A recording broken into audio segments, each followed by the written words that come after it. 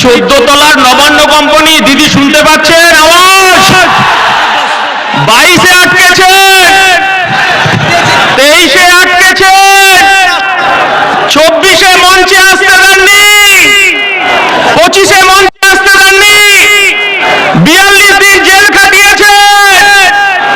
আজকে আমরা মঞ্চে এসেছি মমতা বন্দ্যোপাধ্যায় আর শুভেন্দু বাবু, আপনি তো তৃণমূল মার্কা বিজেপি, আপনি তো তৃণমূলে রয়েছেন। এই বাংলার মানুষ দেখেছে আপনাকে কৈফিয়ত দিতে হবে। আরে বাবা, হিন্দু হিন্দু ভাই ভাই, এসব স্লোগান বাংলার মাটিতে চলবে না। এ বাংলার মাটি দুর্জয়ের ঘাঁটি, এ বাংলার মাটি রবীন্দ্রনাথের মাটি, এ বাংলার মাটি নেতাজির মাটি, এ বাংলার মাটি আশফাকুল্লার মাটি, এ বাংলার মাটি ক্ষুদিরামের মাটি, এ বাংলার মাটি মেদিনীপুরের সতীশ সামন্তর মাটি, এ বাংলার মাটি দুর্জয় ঘাটি, এ বাংলার কাজী নজরুলের শ্যামা সঙ্গীত আমার হিন্দুদের মন্দিরে বাজে, আর মুসলমান পাড়ার মসজিদে আজানে আমার হিন্দু পাড়ার ঘুম ভাঙে। মমতা বন্দ্যোপাধ্যায়, আপনি যতই এজেন্ট শুভেন্দুকে ছেড়ে রাখুন, এ বাংলায় কাজ হবে না। আমার ইন্ডিয়ান সেকুলার ফ্রন্ট আওয়াজ তুলেছে, দুইটি কুসুম হিন্দু মুসলমান, মুসলিম তার নরমণি, হিন্দু তাহার প্রাণ। অভিষেক বাবু বলছে ভাঙড়ে নাকি উনি খেলবেন। আজকে 21-এর মঞ্চ থেকে আমরা আহ্বান করছি, ভাইপো আপনার পিসিকে ভাঙড়ে খেলতে নামান, আর ভাঙড়ে আমার কর্মীরা খালি পায়ে খেলবে। আমার এই বাংলার 2026-এর রেফারি হবে আমার দলের চেয়ারম্যান, আমার দলের সেনাপতি নওশাদ সিদ্দিকীর হাতে লাল কার্ড থাকবে। যত ফাউল হবে নওশাদ সিদ্দিকী লাল কার্ড দিয়ে মাঠের বাইরে বার করে দেবে। 21-এর আওয়াজ যদি শুনতে পারে মমতা বন্দ্যোপাধ্যায়, আপনি হিজাব করে, বোরখা পরে, ইনশাআল্লাহ সুবহানাল্লাহ করে এই বাংলার সংখ্যালঘু আদিবাসী দলিতের অধিকার আপনি চুরি করেছে। এই বাংলার সংখ্যালঘু মানুষ, সংখ্যালঘু মা, তারা মমতা বন্দ্যোপাধ্যায় 2026-এ তারাও খালি পায়ে খেলবে। তারা আহ্বান করছে, আমার মাটি আমার মা, কবরস্থানের দখল ছাড়বো না। আমার মাটি আমার মা, মসজিদের অধিকার ছাড়বো না। আমার মাটি আমার মা, ঈদগাহ দখল ছাড়বো না। তলার নবান্ন কোম্পানি দিদি শুনতে পাচ্ছেন আওয়াজ? আরে ভাই বস, 22-এ আটকেছে, 23-এ আটকেছে, 24-এ মঞ্চে আসতে দেননি, 25-এ মঞ্চে আসতে দেননি, 42 দিন জেল খাটিয়েছে। আজকে আমরা মঞ্চে এসেছি মমতা বন্দ্যোপাধ্যায়, আমার ভারতবর্ষের সংবিধান প্রণেতা বি.আর. আম্বেদকর আমাদের সংবিধান দিয়েছে, আর মঞ্চে তার উত্তরাধিকারী উপস্থিত রয়েছে প্রকাশ আম্বেদকর। মমতা বন্দ্যোপাধ্যায়, আপনার ভাইপো অভিষেক বন্দ্যোপাধ্যায়, আপনি শুনতে পাচ্ছেন? ভাঙড়ে ক্রিমিনালটা ফাউল করেই যাচ্ছে, ফাউল করেই যাচ্ছে। অভিষেক বাবু বলছে ভাঙড়ে নাকি উনি খেলবেন। আজকে 21-এর মঞ্চ থেকে আমরা আহ্বান করছি, ভাইপো আপনার পিসিকে ভাঙড়ে খেলতে নামান, আর ভাঙড়ে আমার কর্মীরা খালি পায়ে খেলবে। 21-এ আপনি ভাঙা পায়ে খেলেছিলেন, আর আমার এই বাংলার 2026-এর রেফারি হবে আমার দলের চেয়ারম্যান, আমার দলের সেনাপতি নওশাদ সিদ্দিকীর হাতে লাল কার্ড থাকবে। যত ফাউল হবে নওশাদ সিদ্দিকী লাল কার্ড দিয়ে মাঠের বাইরে বার করে দেবে। 21-এর আওয়াজ যদি শুনতে পারে মমতা বন্দ্যোপাধ্যায়, আপনি হিজাব করে, বোরখা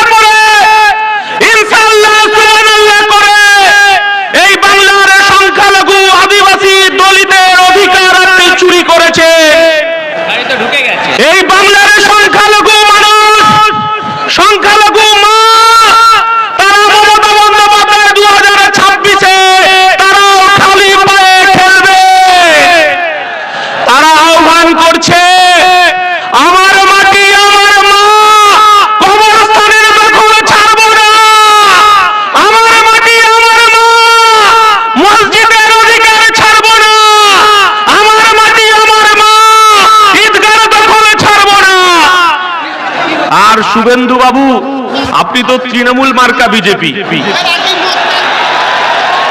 আপনি তো তৃণমূলের এজেন্ট।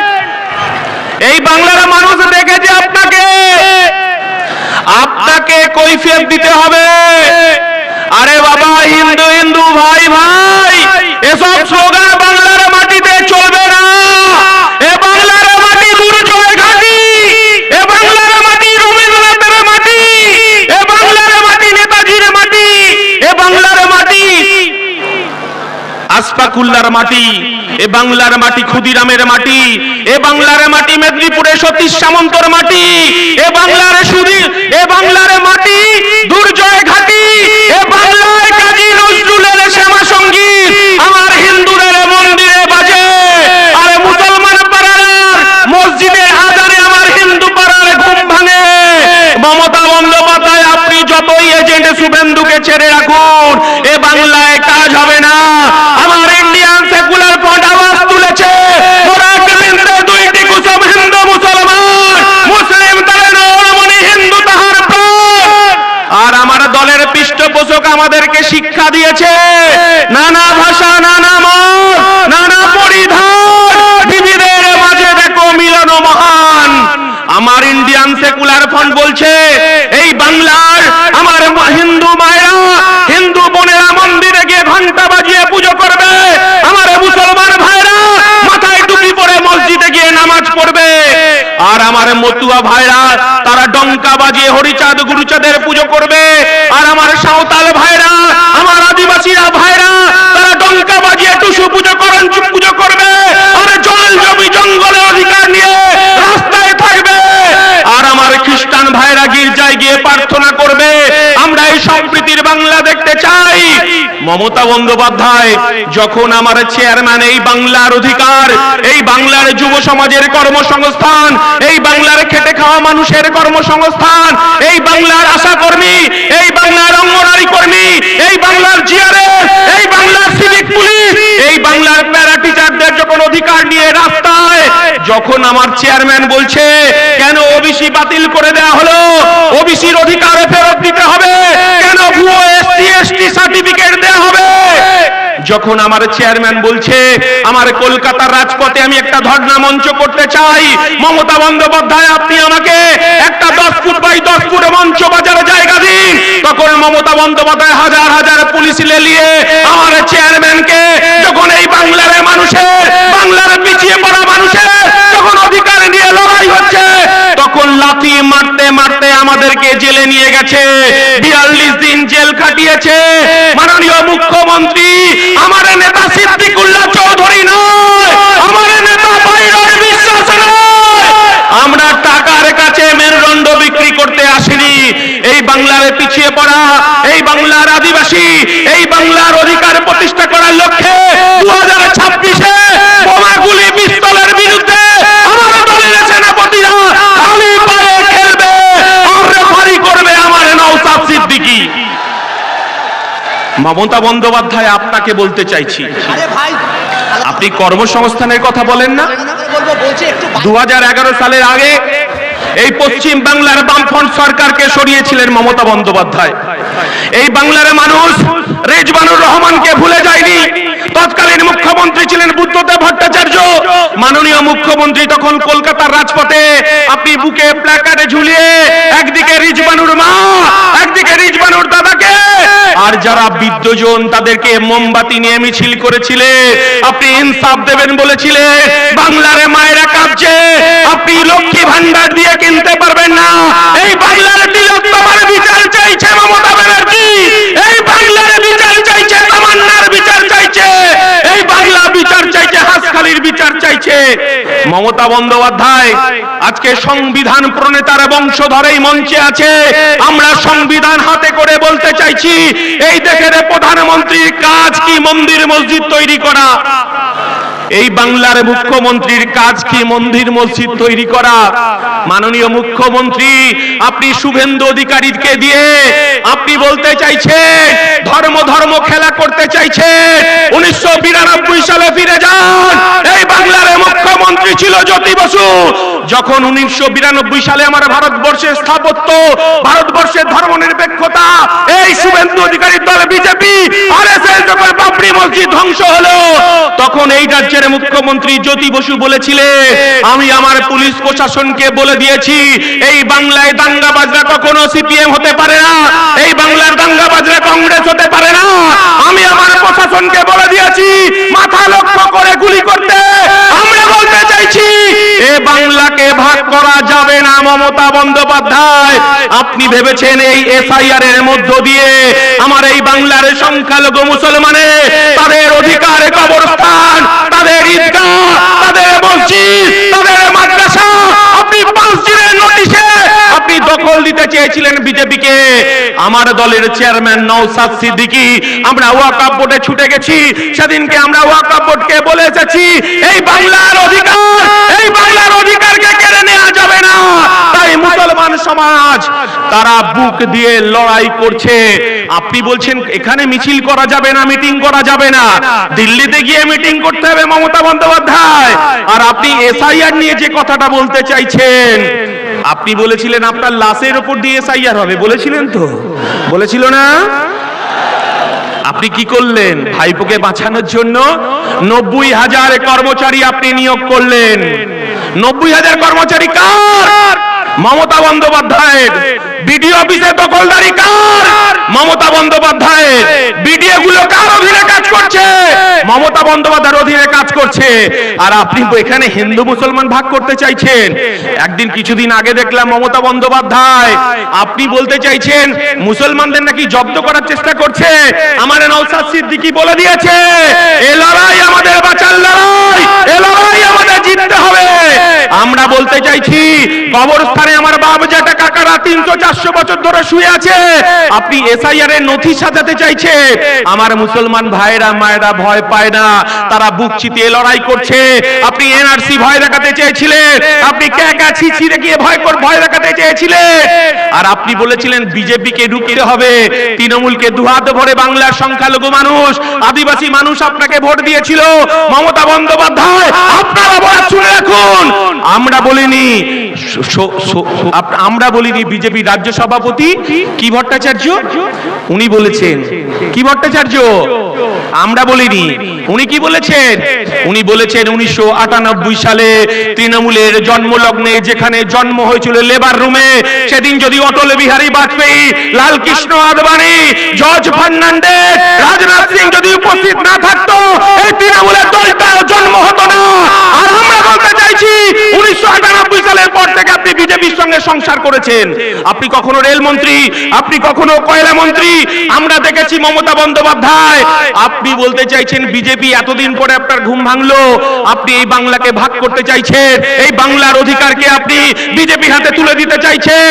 আমরা মাঝখানে চলে এসেছি, এটা আপনার গায়ে জ্বালা বেঁধেছে। নওশাদকে ভয় লাগছে। আমরা বলতে চাইছি এই বাংলায় নওশাদের নেতৃত্বে লড়াই হবে। 2026-এ আমার 2 ডিজিটের এমএলএ বিধানসভায় যাবে। এই বাংলার গরিব মানুষের তার অধিকার ফিরে পাবে, আদিবাসী দলিত মানুষ তার অধিকার ফিরে পাবে, বাংলার খেটে খাওয়া শ্রমজীবী মানুষ তার অধিকার পাবে। আর পুলিশকে একটা কথা বলতে চাই, ডিএ কিন্তু বাকি আছে, আপনাকেও স্মরণ করিয়ে দিতে চাইছি এই ডিএর জন্য লড়াই করছে আমার নওশাদ সিদ্দিকী, শুভেন্দু অধিকারী নয়। মমতা বন্দ্যোপাধ্যায়ের ভয় 77-এ নয়, মমতা বন্দ্যোপাধ্যায়ের ভয় 1 নম্বর ভাঙড়ে। তাই মমতা বন্দ্যোপাধ্যায় আপনি আগুন নিয়ে খেলবেন না। তাই একটা কথা বলে আমি শেষ করব, সবাই খুব সংক্ষেপে। আমরা বলতে চাইছি মমতা বন্দ্যোপাধ্যায় আমার বাংলার মুসলমানের করের টাকায়, আমার বাংলার আদিবাসীর করের টাকায়, আমার বাংলার হিন্দু ভাইয়ের করের টাকায় এই বাংলার মানুষ তো দেখেছিল দীঘাতে একটা কারখানার আপনি ফিতে কাটবেন। এই বাংলার মানুষ তো দেখতে চেয়েছিল রাজারহাট উপনগরী, স্বপ্ননগরী, সেখানে একটা উইপ্রো হবে, সেখানে একটা আপনার ওয়েবেলের কম্পিউটারে হাব হবে, কারখানা হবে। আর উত্তরবঙ্গে শিলিগুড়িতে একটা কারখানার ফিতে কাটবে। মমতা বন্দ্যোপাধ্যায় এই বাংলার মানুষ তো আপনাকে দেখতে চেয়েছিল জেলায় জেলায় একটা করে পিজি হবে, জেলায় জেলায় একটা করে আর্জিকর হবে, আর আপনি আপনার ভাইপো ফিতে কাটবে। এই বাংলার মানুষ তো দেখতে চেয়েছিলেন আপনার অপরাধ এই বাংলার বেকার যুবকের পেটে লাথি মেরেছেন, এই বাংলার বেকার যুবকের কর্মসংস্থানকে কেড়ে নিয়েছে। 26,000 শিক্ষক তারা রাস্তায় রাস্তায় ঘুরে বেড়াচ্ছে, তারা 2026-এ বিচার চাইছে। মমতা বন্দ্যোপাধ্যায় আপনাকে স্মরণ করে দিতে চাই, আপনি হিজাব পরুন, বোরখা পরুক, ইনশাআল্লাহ সুবহানাল্লাহ করুন। এই বাংলার খেটে খাওয়া মানুষের করের টাকায় এই বাংলার মানুষ দুর্গা মন্দির দেখতে চায় না, জগন্নাথ মন্দির দেখতে চায় না, শিলিগুড়িতে মহাকালের মন্দির দেখতে চায় না। এরা দেখতে চায় কলকারখানার উদ্বোধন হবে, বেকার যুবকের চাকরি হবে, খেটে খাওয়া মানুষের চাকরি হবে। তাই এ কথা বলি, আপনাকে স্মরণ করে দিতে চাই, এ বাংলার কাজী নজরুলের শ্যামা সঙ্গীত আমার মন্দিরে বাজে, আর মুসলমান পাড়ায় মসজিদের আজানে আমার হিন্দু পাড়ার ঘুম ভাঙে, এখানে কেউ ভাঙতে পারবে না।